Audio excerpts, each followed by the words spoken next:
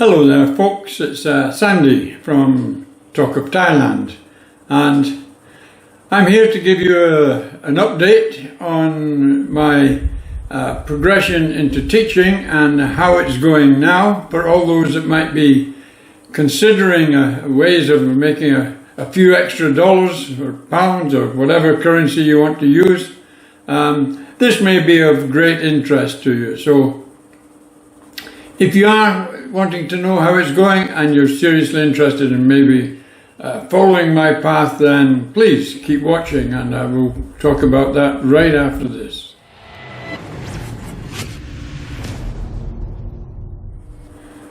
Okay, regarding the teaching, how is it going with me now? Well, actually, it's still a big learning curve actually, and it's but it is progressing, and let me tell you how it's gone since the last time I put a video up, when I said that I'd gone through the TEFL course and I was now a qualified English teacher for foreign learners. But now, and at that time I had no students. But actually, if you read the comments below that particular video, by the time that video had uploaded to the internet, I had actually received 2 bookings from students requiring to learn English, and actually both of those students are with me and have had several lessons with me now, and several more have joined in. So how am I finding it? Well, there's a lot of information there actually, and I can't go into it all in one video, but let me just say that yes, it works, and I am teaching English, and I'm getting recommends, and it's actually quite enjoyable. I've met some very nice people already, from a few from Russia, Sri Lanka, India, Greece, Turkey. So it's going well, it's going well. Now then, how do I find it personally? Well, just passing the exam is the first part of it actually, and even that I've now discovered there is sites where you think if you don't want to do the exam but you think you can teach English, there is sites that you can go on that will allow you to do it without the certificates. But I don't really think it's a very viable proposition. It's better if you do have the TFL certificate, and if anybody's interested in taking it, actually I'll gladly help them along with it. When I done the course, I made a lot of notes and of the various aspects of the English language when we're talking about the tenses and the grammar and the sentence structures, etc. There is a lot to be considered to get past that TFL 120-hour exam, which I actually done in it was 4 days, but it was actually 3 days. I had done the course and completed the course and got the certificate over. So what have I done since then? I've actually joined a couple of teaching platforms actually, and what these platforms do is they connect possible teachers with students, and you put up basically your resume for teaching English online, alongside comments about what you think you can do and what you think you can't do, and who you want to teach and who you don't want to teach, and the students can then think about what they're wanting to be taught, and they then do a search for the various teachers that might be able to assist them. I don't really want to go into the ins and outs of the platforms I'm working for at the moment, but because one actually I've just started with today, the second platform, And the other one I've been with maybe nearly, I don't know, 2 to 3 weeks, I suppose. And I am earning dollars from this first platform, actually. Not a lot at the moment, but it's building, and that's the main thing. And I've got quite a few lessons booked in the future from the students that I have, and that's all sort of money in the bank, so to speak. But let me just put those that are thinking about doing it, let me just put it right, you know. Once you get past that exam, unless you've got teaching experience from the past, of course, the exam is just the first step, and it then goes on, you know, what about your teaching lessons, your preparations, making up curriculums, and all for the various levels. Now, when you're teaching online like I am, and it's on a one-to-one basis, your first lesson with these people, what they call the trial lesson, is to establish who they are, how they communicate, at what level English they are just now, and what their goals are, what they want to achieve. Now, a lot of students, all they want to do is talk with you, and you to put them right on whatever grammar mistakes or pronunciation mistakes that they make. And quite a few students just want conversation, and some of them want you to interrupt them if they make a mistake, and some of them want you to leave it to the end, make notes and leave it to the end, and then correct them. So that is fairly easy, but of course you've got to go back to your TEFL exam and all the sentence structures and the pronunciation and the grammar, etc. So you've got to have a good idea and what they're doing right and what they're doing wrong, because they are paying you and they do expect you to correct them in time. So that's one aspect. Now, what I have actually done is I've looked at the various options for teaching, and I decided early on that teaching young children just isn't my cup of tea. There's lots of lovely ladies on YouTube, etc., and on the various teaching platforms that can do it very, very well with their little fluffy toys and their nice charming ways and smiles and giggles, etc. And these people endear themselves with the children and get good results. So I had to look at what particular advantages do I have to offer students. And that probably comes from my engineering background and my organizational background, in that I've been an engineer for many years, and I've worked in various capacities as general manager, as contractors, as a contractor, as project management. So, and basically a lot of business aspects. I've done sales, specifications, negotiations, contract negotiations, contracts operation. So that is really the experience I have. And fortunately, very fortunately, that is an experience that a lot of people want to talk about, and they want to get a heads up on all the business aspects of talking English, right from the basics of communications, emails and formal letters, to various processes dealing with complaints, writing specifications, writing contracts, negotiating contracts. So all these sort of things are attractive skills to the various people I am teaching. Now, because I'm teaching at quite a high level business English, the majority of the students I'm getting are actually very good English speakers, but they still want to improve their English, and the way I find it works is we'll do a half a lesson of I will introduce them to some new aspects that they've never come across before, etc. And then we'll spend half the lesson discussing it, and discussing all sorts of things actually, the Euro football, the COVID problems, the vaccination problem, all sorts of topical things in their countries, and here where I live in Thailand. This is all part of the conversation.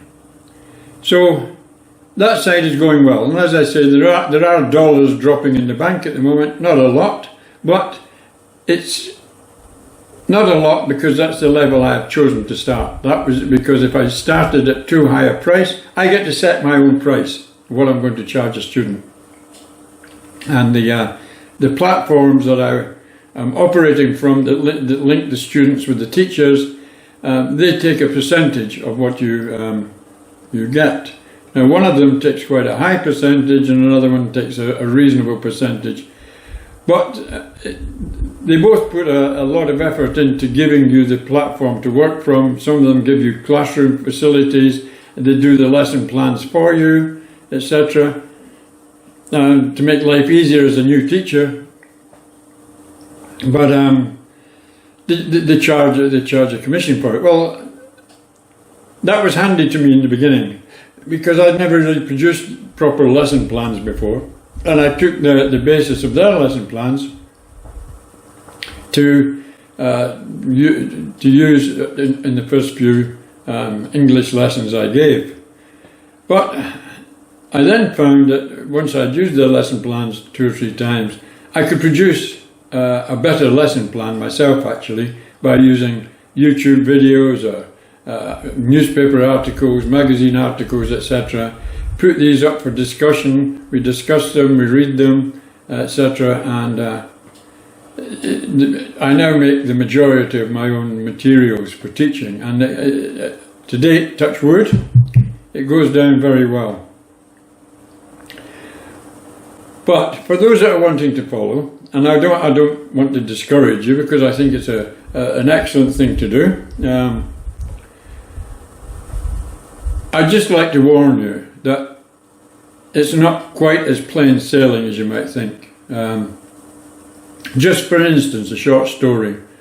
I had a student 3 days ago, his first lesson, his trial lesson. Now the platform that I was working from, the first lesson that a student takes, the platform takes 100%. So for that hour, I get zilch, zero, nothing.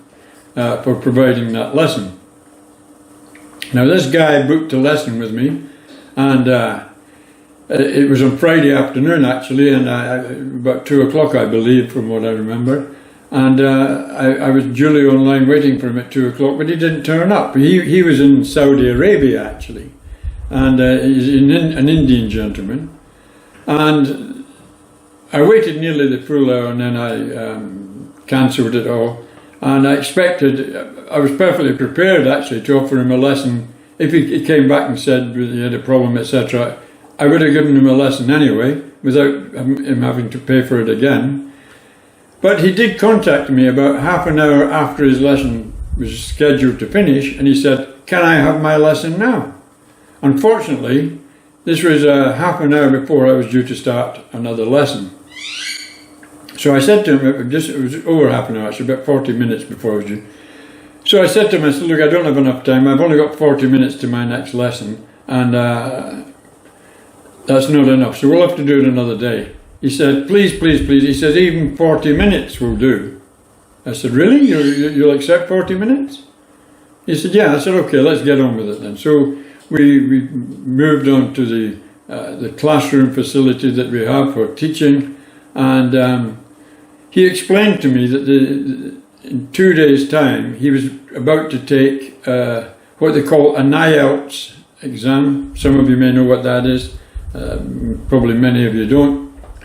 But it's an exam to establish your level of English capability, and it includes writing, reading, speaking, grammar, all those important aspects of English. Well, when he told me this, he said, "What I want you to do is ask me questions that they're likely to ask me in this exam and assess me." Well, I'd been speaking to him for about 5 minutes, and I had already assessed him actually, and I knew that the way he was talking to me then, there was no way he was ready to take a formal English exam. And I said to him, I said, I don't think you're ready for the exam. He said, and he said to me, well, the exam shouldn't be a problem, he said, because I've been speaking English all my life. Yes, maybe you had. And like about 80% of the population in the UK. They've been speaking English all their life, but there is no way they could sit down and pass a formal English exam and get through that easily and get a good grade. And that is a fact, actually. I'd say about 80% of our population, around that anyway, would never get through it, would never get a high grade in a proper English exam like the IELTS or the Cambridge tests or the various tests that you need to pass to go into university as a foreign language speaker, or to go through immigration and get settlement in a country, or indeed to apply for jobs, etc. They just don't have that level of English that would be required. So anyway, I explained this to him, and he said, look, I said, and by this time there's about 15, 20 minutes of his 40-minute lesson gone already. I said, look, I can't help you, my friend. I said, I think you've got some problems. I think you've got a major problem, considering that it was 2 days' time he was going to be taking this exam. He said, please give me 1 hour. So I said, okay, but I can't do it today. I'll give you a full hour, but it'll have to be tomorrow. So the next day Julie came online and we started talking, and I started asking him questions from the IELTS syllabus, and it was obvious that he couldn't meet he required to get a level 7 for what he was wanting to do, and I'll come back to that in a moment. But and level 7 is two grades below the top grade of level 9, and the bottom grade being level 1, of course, when your English is capable, is next to no English at all. So he's talking away and he's using a lot of slang and he's getting the grammar right and he's hesitating. And one of the things that they're going to be assessing him on is the fluency in the way he can communicate and carry out a conversation. And the questions are designed to test that to the fullest. And it's quite difficult. For instance, you'll give him a subject to talk about. It might be, let's talk about a recent book you read and why you enjoyed it, what it was about, and who else would like that book, etc. And you've got to incorporate all of these aspects into a 2-minute discussion by yourself without any interruptions from the examiner. And actually, if you try that, it's a fairly difficult thing to do unless you've been practicing for it, of course, and then it's not so difficult to do. You get a minute after he gives you the subject, etc., to make some notes and how you want to proceed with the discussion, with the talk by yourself, and then after 1 minute exactly, you have to start talking, and then you have to talk for between 1 and 2 minutes. It's ideal if you can get to 1.5 minutes and go out somewhere between 1.5 and 2 minutes, then fine. But what they're looking for is absolute fluency, so that you can take one part of your conversation and fluently move it into the next aspect and fluently move it again into the next aspect without hesitating and jumping and I think this sort of hesitation, you've got to be able to talk without using that sort of thing. So anyway, after when the hour's lesson was up, he said to me, what do you think? I said, my friend, I think I'm going to be brutally honest with you, I don't think it's going to happen for you. I know you've been speaking English all your life, Indian English, and you're trying to pass an exam that's semi-formal English. It's not all formal, but it's semi-formal English, and you've got to get your grammar and your many aspects You've got to get it all in your tenses, particularly your tenses and things. Get this all right. If you're going to achieve the level you want, and he wanted to achieve a level 7, as I said. So he said, "Oh, please," he said, "I've got my test tomorrow at 11:30. Can I book you for 9 o'clock in the morning to give me another hour?" I said, "Yes, you can." I said, "But my friend," I said, if you haven't got it by 9 o'clock in the morning, you're not going to have it by 10 o'clock in the morning, and you've got the exam at 11 o'clock in the morning, at 11:30. You're only going to stress yourself out more and probably make it worse. I don't really recommend you have a lesson, and all I can say is I wish you the best. I don't think you're going to do it, I'll be quite honest with you. I said you may achieve a level 4 or a level 5, but there's no way in the world you will achieve a level 7 at this particular moment of time. And it will take a lot of retraining your brain and retraining the way you talk English normally to be able to pull yourself back away from the way you're talking English now and then come forward again in speaking English at a relatively good level. I think he understood all that, and I could see he was dramatically disappointed. So I did say to him, I said, "Well, anyway," I said, "why is it you're so keen to get this level 7 in IELTS?" And he said, "Well," he said, and I would guess this guy is in his mid-50s actually. And he said to me, he said, "Well," he said, "I've got 4 kids," he said, "and I've got an opportunity to immigrate to Canada, and I've got all the formalities in place, but the only thing that I don't have is the IELTS level 7, and that's a prerequisite to getting permission to immigrate into Canada." And he said, "I want to immigrate into Canada so my kids can have a better education." Well, isn't that the sort of things we would all want to do, really? And my heart went out to him, actually. And so I said, "Please let me know how you get on, and contact me afterwards, tell me the results or whatever." No, I've since found out that they don't find out for 2 weeks. This was only a couple of days ago, so I don't think even he will know yet, but I think he'll have a good idea. I did send him an email asking him what he thought, but he hasn't answered me, which is an indication that he might not be too happy about it either. So I did say to him, if you have a problem, come back, and then we'll start on the road to correcting you to go towards us.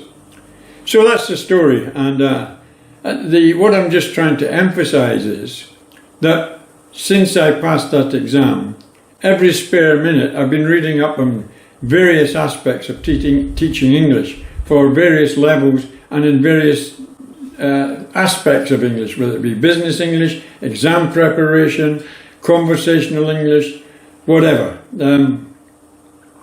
I've been reading up on it, and there's a lot of, everything you need to find out is on the internet. There's a lot of good sites where you can read, but it takes time, and it takes a lot of concentration. It takes time. Once again, it's making notes.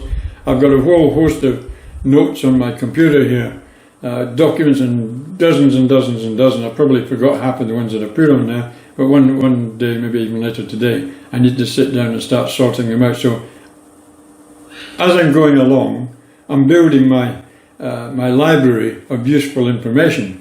This is what I do when I know I've got a student, like I've got one. My next student isn't until tomorrow afternoon, although there may be a Russian lady that lives in Athens in Greece.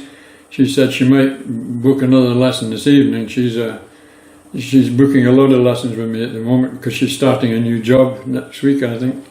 And she's wanting to make sure her English is tip-top, which it already is actually, but she's very good.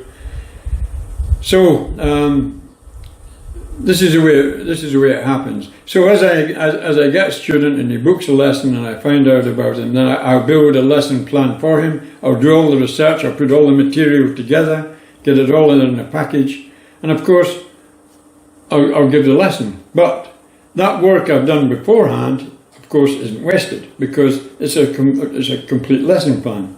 So I then now have this in my folder to be able to use any other time in the future. So once you've given a few dozen lessons, then you're going to have a few dozen lesson plans for various levels and for various subjects. So it will work out. But it is a lot of work, and I have to say that I'm finding it particularly enjoyable.